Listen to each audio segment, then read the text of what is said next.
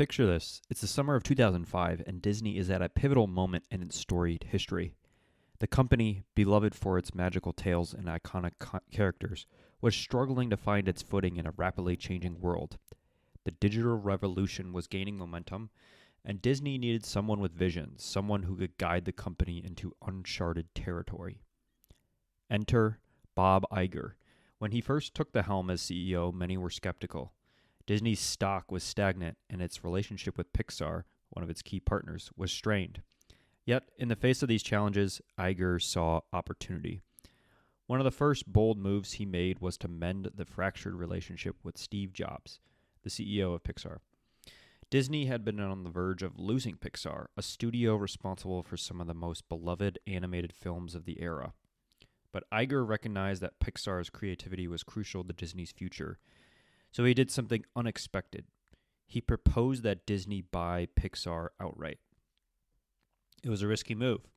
The $7.4 billion deal was one of the largest acquisitions in Disney's history. But Iger's intuition was spot on.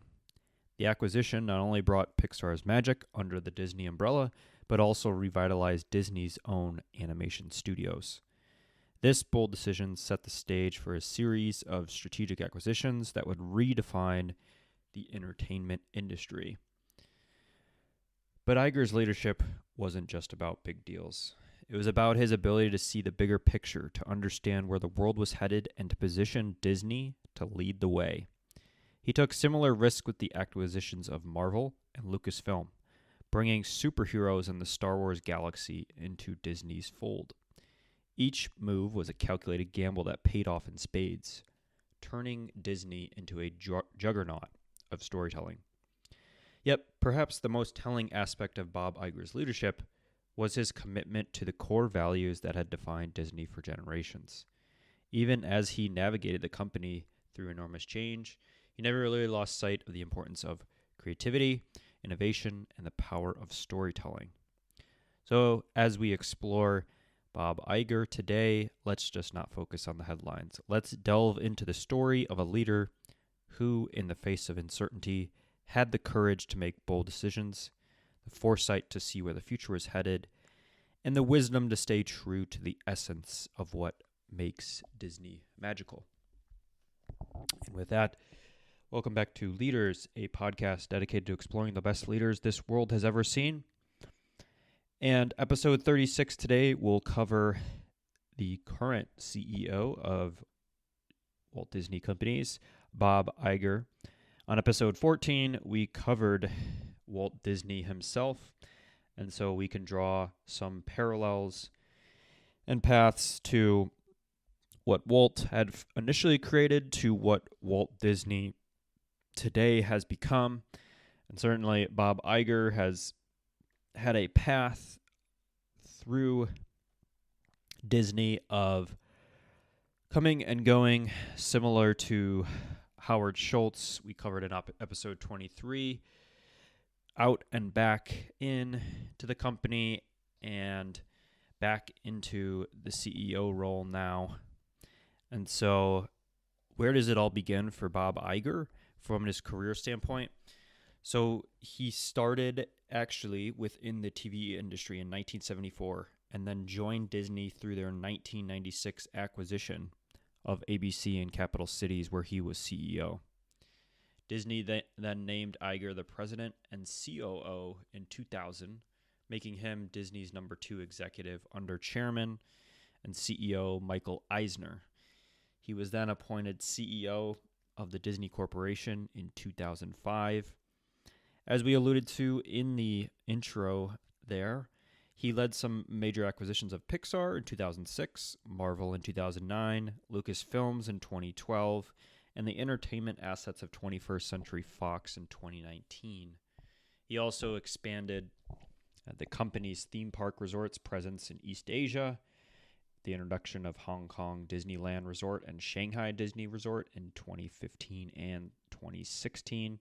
2005, and 2016, respectively.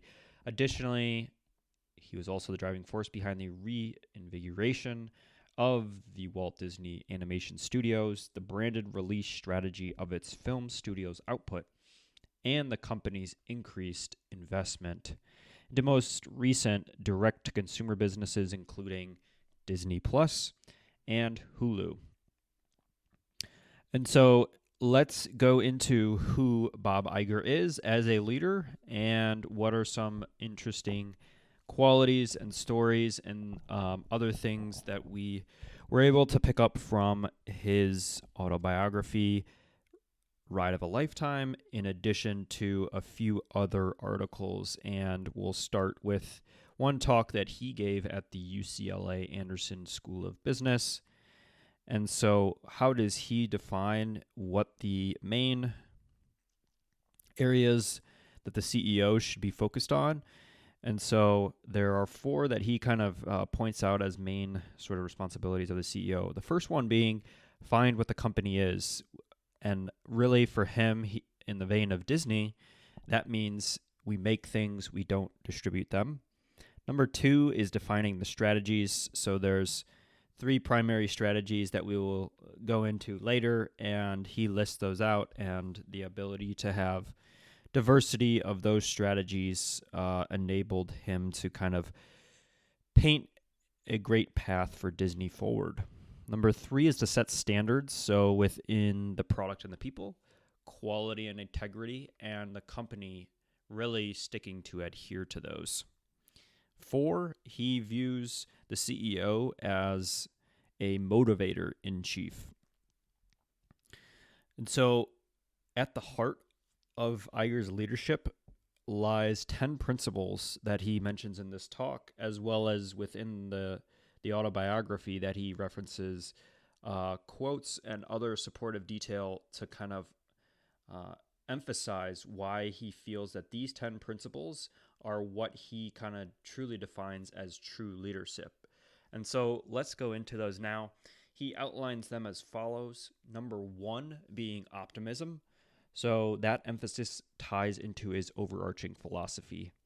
He recognizes that change generates anxiety and cynicism, but countered this with narratives that evoke positivity and a belief in a brighter tomorrow. He goes on to say that nobody really wants to follow a pessimist, and he's positive about the future. He rather emphasizes that he needs to remain positive about the future of the company and their future, and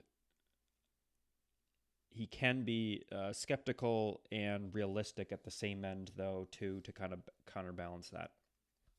A few other quotes from Ride of a Lifetime would be on the topic of optimism. He says, one of the most important qualities of a good leader is optimism, a pragmatic enthusiasm for what can be achieved. Even in the face of difficult choices and less than ideal outcomes, an optimistic leader does not yield to pessimism. Simply put, people are not motivated or energized by pessimists. Optimism in a leader, especially in challenging times, is so vital. Pessimism leads to paranoia, which leads to defensiveness, which leads to risk aversion. Optimism sets a different machine in motion. Especially in difficult moments, the people you lead need to feel confident in your ability to focus on what matters, and not to operate from a place of defensiveness and self-preservation. Number two, courage. So Iger's leadership was not void of challenges, but he demonstrated courage by confronting them head-on. His willingness to make bold decisions, especially during mergers and acquisitions, set an inspiring example for his team.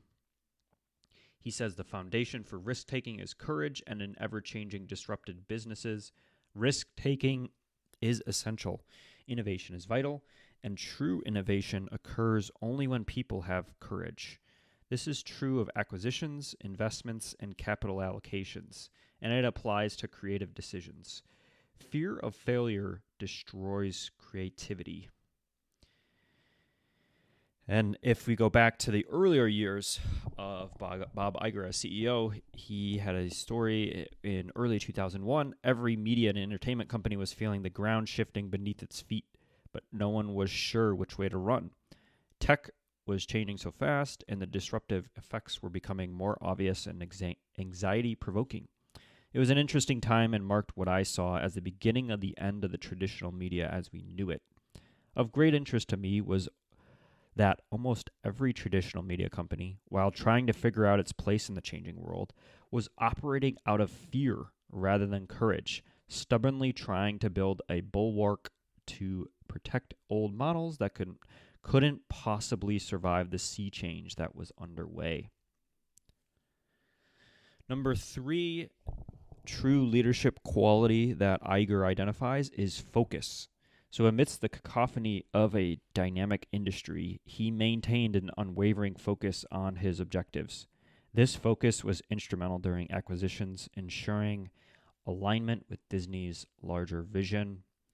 Iger said, "I've been in the business long enough to have heard every old argument in the book, and I've learned that old arguments are just that, old and out of step with where the world is and where it should be." After the dust settled on the last of our big 3 acquisitions, so we mentioned Pixar, Lucasfilm, and Marvel, we begun to focus even more on the dramatic changes we were experiencing in our media business and the profound disruption we were feeling. The future of those businesses had begun to seriously worry us, and we concluded it was time for us to start delivering our content in new and modern ways, and to do so without intermediaries on our own technology platform. Number 4, decisiveness. So Iger's decisiveness was evident in his ability to make tough choices. Prioritizing making timely and informed decisions, a crucial trait in that often intricate world of M&A. So decisiveness, and as well as the ability to kind of hone in on innovation and adaptiveness, I would bucket into this as well. And so he says this job requires an ability to constantly adapt and readapt. If you want innovation, you need to grant permission to fail. I've thought every day about how technology is redefining the way we create, deliver, and experience media, and what it means to be both relevant to a modern audience and faithful to a nearly 100-year-old brand. So one mentor that we will cover off in a later section that is mentioned here is Roone Arledge at ABC Sports before his Disney time, serves as a mentor to Iger, and so he changed the way we experienced televised sport. He knew, first and foremost, that we were telling stories and not just broadcasting events. And to tell great stories, you need great talent. Athletes were characters in unfolding narratives. He wanted to try every new gadget and break every stale format. He was always looking, for new ways to connect to viewers and grab their attention. Roone taught me the dictum that has guided me in every job I've held since. Innovate or die, and there's no innovation if you operate out of the fear of the new or untested. I didn't want to be in the business of playing it safe. I wanted to be in the business of creating possibilities for greatness. Of all the lessons I learned in that first year running primetime, the need to be comfortable with failure was the most profound. Not with lack of effort, but with the unavoidable truth that if you want innovation, and you should always, you need to give permission to fail. So he also talks about kind of modernizing and changing and adapting the models here. So a few other quotes to kind of bring home this idea on decisiveness, adaptiveness. Did we have the stomach to start cannibalizing our own still profitable business in order to begin building a new model? Could we disrupt ourselves, and would Wall Street tolerate the losses that we would inevitably incur as we tried to modernize and transform the company? I know why companies fail to innovate. It's tradition. Tradition generates so much friction every step of the way. I talked about the investment community, which so often punishes established companies for reducing profits under any circumstances, which often leads businesses to play it safe and keep doing what they've been doing, rather than spend capital in order to generate long-term growth or adapt to change. Technological developments will eventually make older business models obsolete. You can either bemoan that or try with all your might to protect the status quo. Or you can work hard to understand and embrace it with more enthusiasm and creativity with your competitors. So it's an interesting sort of larger issue or kind of juxtaposition that Iger has to go through within Disney, in that it is a lasting, enduring, historical brand that has operated so well on the pillars of entertainment, animation, Mickey Mouse, everything around that, and the ability to retain the brand like that, but then also pivot some of the business to focus more on this animation effort, as well as the more technology specific things into streaming and direct to consumer, I think is a very difficult sort of way to grow the business while also not losing people with the brand. And so number 5, curiosity. Iger's curiosity played a significant role in his leadership journey. He remained inquisitive about the industry's changes, technological advancements, and market trends, which enriched his decision-making. He says a deep abiding curiosity enables the discovery of new people, places, and ideas, as well as an awareness and understanding of the marketplace and its changing dynamics. The path to innovation begins with curiosity. 6, fairness. The delicate task of merging cultures requires fairness.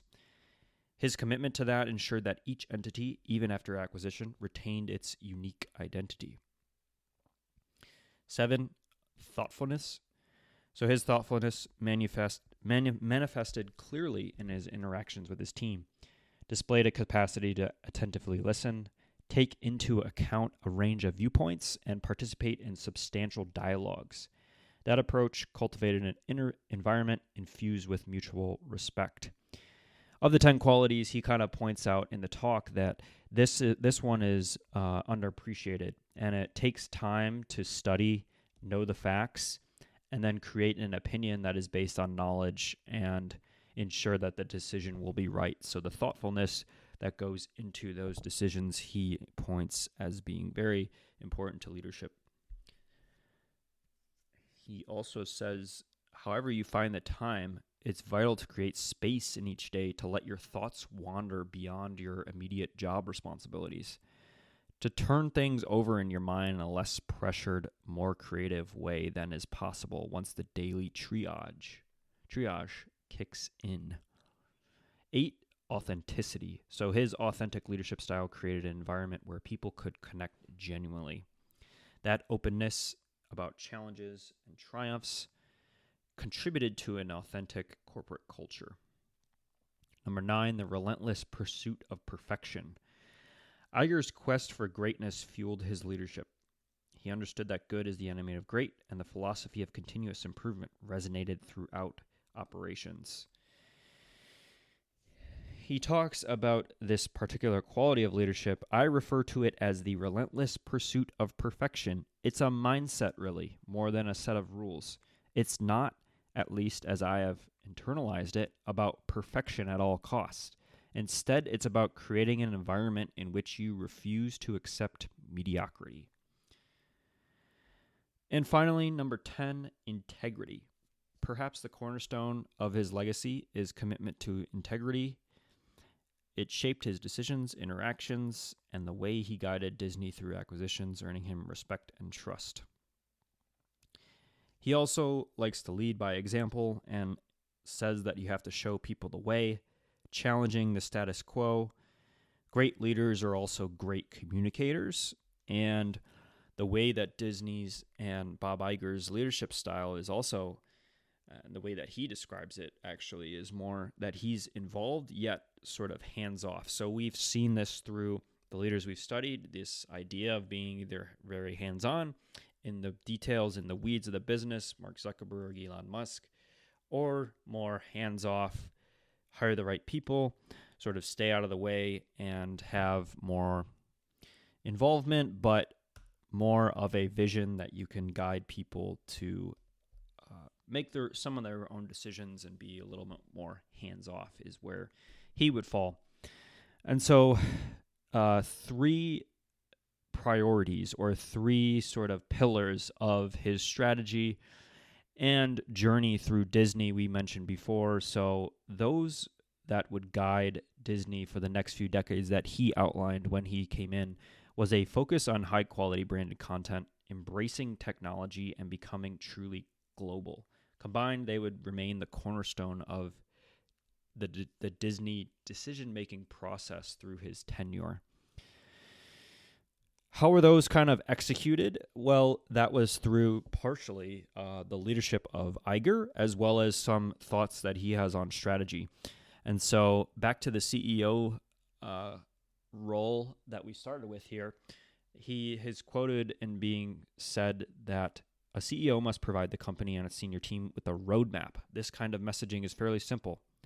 This is where we want to be. This is how we're going to get there. I landed on 3 clear strategic priorities. They have guided the company since the moment I was named CEO. So these were named just before, but he'll provide a little bit more context into why these 3. So number 1, we must devote most of our time and capital to the creation of high-quality branded content. In an age when more and more content was being created and distributed, we needed to bet on the fact that quality will matter more and more. It wasn't enough to create lots of content. And it wasn't even enough to create lots of good content. With an explosion of choice, consumers needed an ability to make decisions about how to spend their time and money. Great brands would become even more powerful tools for guiding human behavior. Number 2, we need to embrace technology to the fullest extent, first by using it to enable the creation of higher quality products, and then to reach more consumers in more modern, more relevant ways. From the earliest Disney years under Walt, and you can again listen to our episode on Walt Disney, episode 14, technology was always viewed as a powerful storytelling tool. Now it was time to double down on our commitment to doing the same.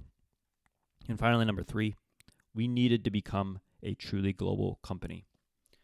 We were broad with our reach doing business in numerous markets around the world, but we needed to better penetrate certain markets, particularly the world's most populous countries like China and India. And so in making a lot of these bold acquisitions over the years, Pixar, Marvel, Lucasfilms, 21st Century Fox, he obviously wasn't afraid to embrace change. He recognized the company's imitable history and scale meant that Disney could leverage and monetize other high-quality brands like no other. We'll make a connection back to episode 10 here. So episode 10 was Andy Grove of Intel. And so in making those bold acquisitions, Andy Grove's advice to Iger is telling: when dealing with emerging trends, you may very well have to go against rational extrapolation of data and rely instead on anecdotal observations and your instincts. Battling internal dissent, it was Iger's instinct that ultimately prevailed to conclude these acquisitions, and each alone was a home run.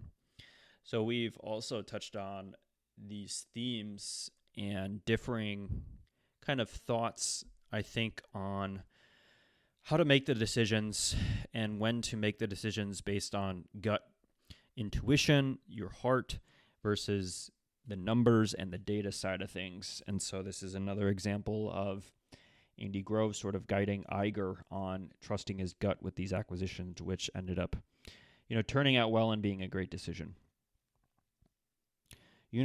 One final thought on these ideas, as well as being just universal ideas. He says, my experiences from day one have all been in the media and entertainment world, but these strike me as universal ideas about fostering risk-taking and creativity, about building a culture of trust, about fueling a deep and abiding curiosity in oneself, and inspiring that in the people around you, about embracing change rather than living in denial of it, and about operating always with integrity and honesty in the world, even when that means facing things that are difficult to face.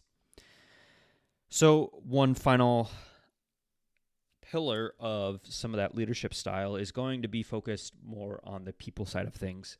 And so we will wrap up here with a few other quotes that sort of instill his thoughts about the leadership amongst the people and employees of his company. So he says there's nothing more important than the quality and integrity of your people and your product. Everything depends on upholding that principle. A company's success on setting high ethical standards for all things, big and small. Another way of saying this is the way you do anything is the way you do everything. True integrity, which we mentioned before, integrity was one of the last pillars that he had mentioned as his 10 pillars of leadership. True integrity, a sense of knowing who you are and are being guided by your own clear sense of right and wrong, is a kind of secret weapon. Strong leadership, he says, embodies the fair and decent treatment of people. Empathy is essential, as is accessibility. People committing honest mistakes deserve second chances, and judging people too harshly generates fear and anxiety, which discourage communication and innovation. Nothing is worse to an organization than a culture of fear. A company's culture is also shaped by a lot of things, but this is one of the most important.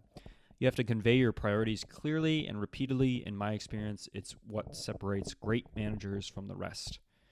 If leaders don't articulate their priorities clearly, then the people around them don't know what their own priorities should be. So that will wrap up kind of the thoughts on his leadership style, the principles that guide his leadership.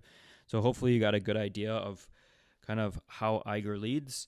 And let's now go into some of the failures and sort of challenges that he has encountered throughout his career and what he's learned about those that might have shaped some of these principles within leadership. So he says, don't be in the business of playing it safe, be in the business of creating possibilities for greatness. So going back to when he first led Disney, it certainly wasn't in the best of states in terms of financial performance, stock performance, everything around it in the early 2000s. And so he came up with a kind of turnaround plan that helped overcome a lot of the challenges that he first encountered when being the CEO of Disney.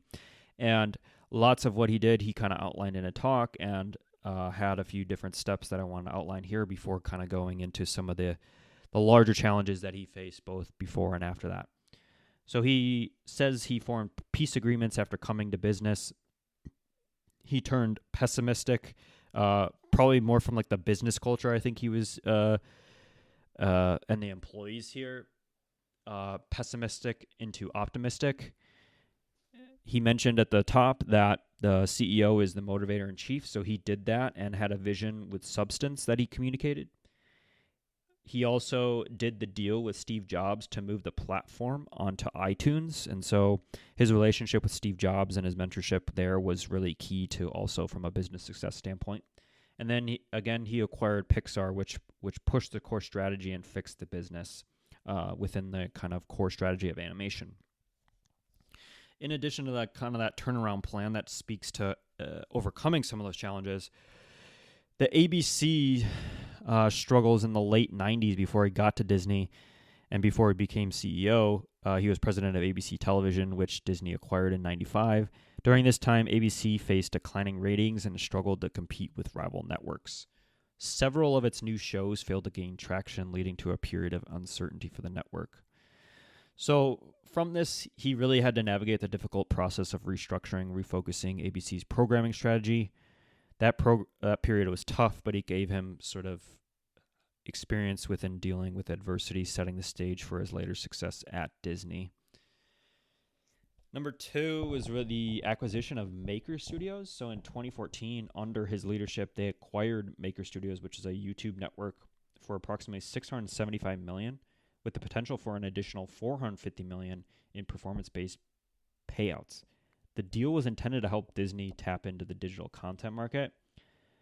Maker Studios ultimately failed to live up to expectations, and in 2017, they decided to absorb the company into its other digital properties, effectively sort of writing off a significant portion of their investment in it. So that was kind of seen as a misstep within their digital strategy. They did have initial struggles with streaming. It definitely cost a ton of money. In addition to that, before Disney Plus was launched in 2019, they struggled with how to approach that market. They initially partnered with other platforms like Netflix and Hulu, licensing their content to third parties. That strategy worked in the short term, but diluted their control over its content. So they've eventually found success with Disney Plus, spending a tremendous amount, but still for the first time here recently, seeing a kind of profit from that business on a quarterly basis. So the initial hesitation and fragmented approach delayed the company's entry into the streaming wars, but giving Netflix a significant head start when they kind of first had that strategy. Executive turnover and succession issues. So we've talked about this within the vein of leadership, and is a barometer of how successful some of these CEOs and business leaders are, is how does the successor that they pick and that they groom, how do they do? And in this case, Iger faced significant challenges with succession planning. His initial decision to step down as CEO in 2015 was postponed multiple times as Disney struggled to find a suitable successor. The most notable challenge came when Iger announced his plan to step down in 2020, and then he named Bob Chapek as his successor. The transition did not go smoothly, leading to tensions within the company. Eventually, Iger would then come back and replace Chapek. Pandora, the world of Avatar. So while not a failure in the traditional sense, the development of that at Disney's Animal Kingdom faced skepticism and challenges. Project was expensive, delays and concerns about whether the Avatar franchise would resonate with audiences years after its initial release. Attraction eventually became a success, but it was a significant gamble, highlighted the risks in investing heavily in a single IP that was not part of their core brand. And then he sees this today, and he's certainly seen this, particularly in the last few years here, but public criticism and controversies are at the forefront of Disney right now. And so throughout his tenure, he's faced that over executive compensation, labor disputes within Disney's theme parks, the company's stance on political and social issues. So they certainly didn't fully derail his career, but they're certainly part of what people think of now within Disney and within his leadership. So highlighting complexities of really leading a global entertainment conglomerate and balancing the interest of a lot of different stakeholders there too. So that will wrap up kind of some of the challenges and failures that he had along the way. Final section here, mentors and heroes. So we mentioned Steve Jobs here a few times in this episode, and he was a key figure within Iger's career. And Steve Jobs, remember, we covered on episode 2. You can listen there for more on Steve. But if there was one particular relationship that has most shaped his thinking, it's the 6-year friendship he had with the late Steve Jobs. The relationship between the two companies took a different turn in 2005 when Iger was handed the reins. Even before the news became public, he called Jobs to let him know big changes were coming. I told him I was well aware of how strained the relationship had become between Apple and Disney. I said, I know you think it's going to be a business as usual, but I'd like to prove you that it's not. So Jobs gave Iger the benefit of the doubt and told him to come up as soon as the dust settled. And that's what Iger did, not only because he knew Pixar was the key to revitalizing Disney's animation studio, but also because he saw the Apple CEO as a valuable tech partner. The sentiment was reciprocated. Steve recognized that in Bob, he actually had a partner. In the subsequent years, they thought of each other as true partners. That's what he wanted, and that's not what he had previously. Occasionally, we would stand in front of a whiteboard and talk about ideas, says Iger. We just muse on business. When you think about it, media is the intersection of content and technology. It's all about storytelling, like photography and the camera, so we talk about that a lot, the intersection between the story and the gadget. Another one was Roone Arledge. So he was the president of ABC Sports and later ABC News. Early in a career, Bob Iger worked under him, where Arledge was a legendary figure in TV, known for revolutionizing sports with Monday Night Football, later transforming ABC News, known for his creativity, attention to detail, and relentless pursuit of excellence. And from Roone, Iger learned the importance of quality content, need to be innovative and bold. Taught him that producing great content requires a deep commitment to quality, which would later influence Iger's decisions as CEO of Disney, particularly in his focus on acquiring high-quality content. Michael Eisner, who was the CEO of Walt Disney Company 1984 to 2005. Bob served as his right-hand man before eventually succeeding him as CEO. Eisner was a dynamic leader who revitalized Disney in the 80s and 90s. His later years, though, were marked by controversies and boardroom battles. Eisner, despite that, provided him with invaluable insights into running a global entertainment company, learned the importance of risk-taking, need to make bold decisions. Eisner's tenure also showed him both the power and pitfalls of aggressive leadership. Iger learned about the importance of corporate culture, need to maintain strong relationship with creative partners, an area where Eisner faced some challenges. Tom Murphy was the CEO of Capital Cities and ABC. So Tom Murphy was the CEO of Capital Cities, the company that acquired ABC in 1986 and became one of Iger's most influential mentors. Murphy was known for his conservative, no-nonsense approach to business, emphasizing financial discipline, focus on shareholder value, fiscal responsibility, humility, power of really decentralized management. Murphy's influence can be seen in Iger's disciplined approach to managing Disney's finances, willingness to delegate authority. Finally, as we've mentioned here before, his power is immense and influence there too as mentor, but Warren Buffett, CEO of Berkshire, investor in Disney. So while not a traditional mentor, Warren had been a significant influence on him. Buffett was a major investor in Disney, offered Iger valuable advice on business strategy, capital allocation. Relationship deepened after Buffett invested in Disney during the acquisition of Capital Cities ABC. So he learned the importance of patience, long-term thinking, value of building enduring businesses, things that Buffett or hitting his philosophy of investing really hone in on. So lots of great mentors that Iger learned throughout the years here within his professional career. And so that will wrap it up here for episode 36.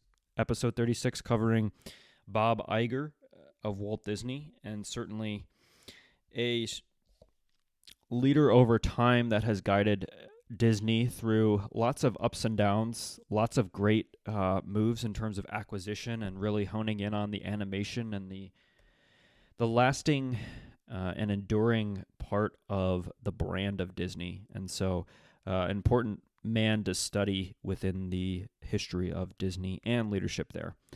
So with that, episode 36, and we will be back here soon for episode 37. Thanks for listening.